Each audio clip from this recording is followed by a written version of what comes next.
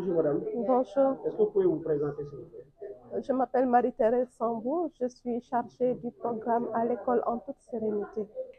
D'accord. À l'école en toute sérénité, est-ce que vous pouvez nous revenir sur ce projet?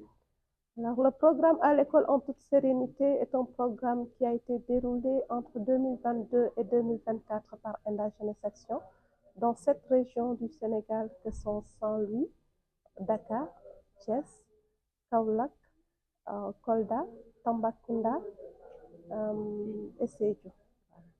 Est-ce que vous pouvez nous revenir sur les axes du projet? Alors, les axes du projet tournent autour de l'éducation avec comme porte d'entrée l'accès et le maintien des enfants à l'école.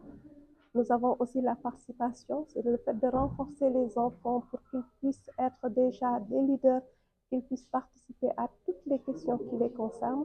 Et enfin, nous avons la résilience qui avait comme porte d'entrée la santé mentale afin d'aider les enfants à pouvoir gérer les émotions, mais aussi contourner tous les obstacles qui peuvent freiner leur épanouissement, aussi avoir des impacts négatifs sur le résultat scolaire. D'accord, merci beaucoup. Je sais que vous avez travaillé sur différents axes.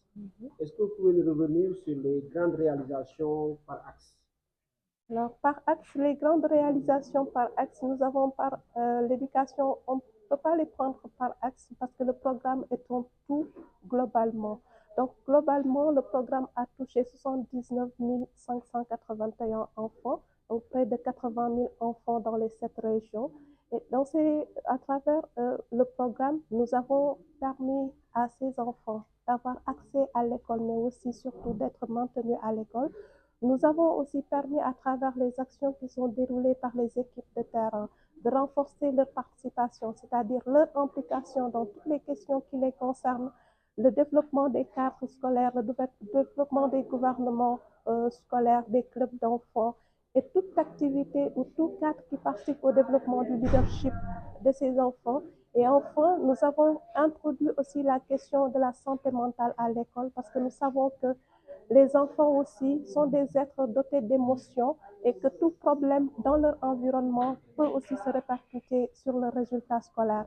Et c'est cela l'importance de ce programme, c'est de pouvoir permettre aux enseignants, à tous les acteurs qui travaillent avec les enfants au sein de l'école et en dehors de l'école, spécialement les parents, de pouvoir accepter que l'enfant est un être doté d'émotions, l'aider à gérer de façon efficace et effective ses émotions permettra aussi l'atteinte des résultats que les parents ont envers leurs enfants, c'est-à-dire la réussite à l'école, mais aussi permettra au pays d'avoir des citoyens bien formés qui vont impacter sur le développement national du pays. Merci beaucoup pour cette présentation des différents résultats qui ont eu un impact positif dans le cadre de votre projet. Est-ce que vous pouvez revenir sur les défis et les perspectives à venir pour l'année 2025?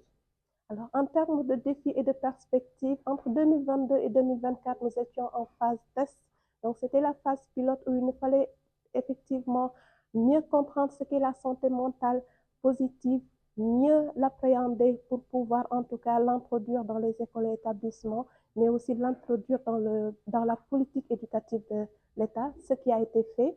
Maintenant, pour nous, à travers ça a été fait avec la validation d'un module et la validation d'un guide de coaching en santé mentale, permettant ainsi au Sénégal de se doter d'un document politique, mais aussi permettant à tout enfant de pouvoir en bénéficier à travers les services étatiques.